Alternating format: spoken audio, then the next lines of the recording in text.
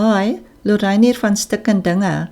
In hierdie video gaan ek vir jou wys hoe om jou patrone groter of kleiner te maak. Jy kan hierdie metode gebruik om al ons patrone op die maklike manier aan te pas. Die voorbeeld wat ek hier gebruik is ons poncho patroon P61S. P61S is 'n een grootte pas almal patroon wat verskillende standaardmates pas. Hierdie patroon het reeds lyne ingeteken om dit groter of kleiner te maak, maar as jy van ander patrone afwerk waar jy nie sulke lyne in het nie, dan is dit maklik om dit self in te trek.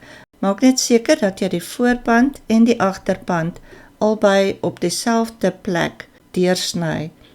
Maak die patroon langer.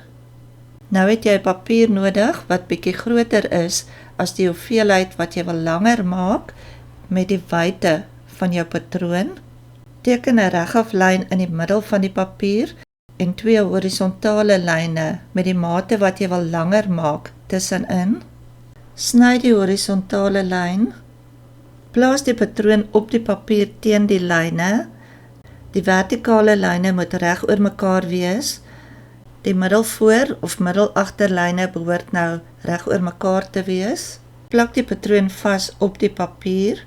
Verbind die buitelyne. Maak die patroon korter.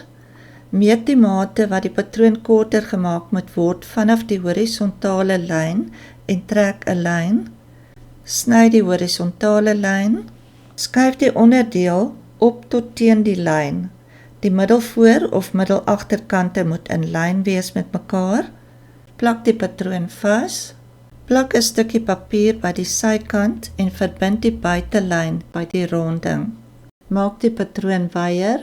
Teken 'n horisontale lyn in die middel van 'n papier en 2 vertikale lyne met die mate wat jy wil wyer maak tussenin. Sny die vertikale lyn. Plaas die patroon op die papier teen die lyne. Die horisontale lyne moet reg oor mekaar wees. Die onderkante moet nou in lyn wees met mekaar. Plak die patroon vas op die papier en verbind die buitelyne. Maak die patroon nouer. Meet die mate wat die patroon moet nouer gemaak word vanaf die vertikale lyn en trek 'n lyn. Sny die vertikale lyn. Skuif die linkerdeel tot teen die lyn. Die onderkante moet in lyn wees met mekaar. Plak die patroon vas.